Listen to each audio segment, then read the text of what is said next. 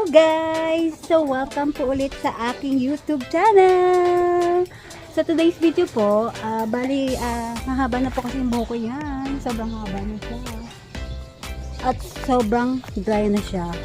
Kaya kailangan ko na ulit i-kera collagen ang aking buhok. Tapos syempre kailangan ko muna siyang gupitan.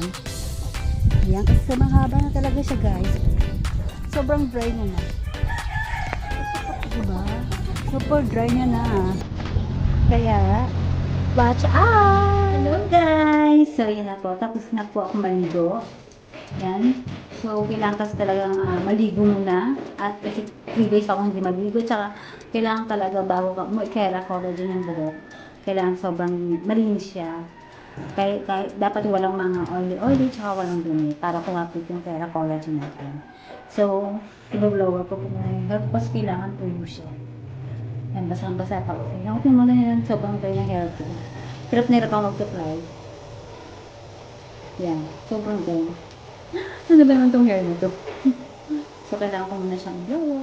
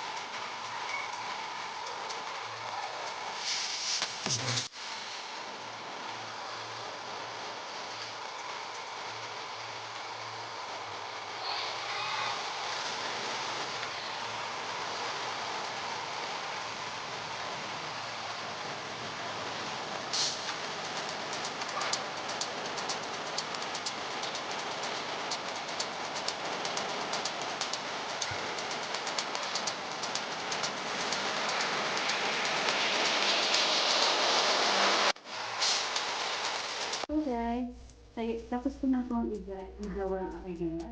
Yan, tapos sa blender. Ang hirap nito kay blender kasi sa mga so, babawasan ko muna siya. Para pa siyang aking dumi. Okay, ganito lang.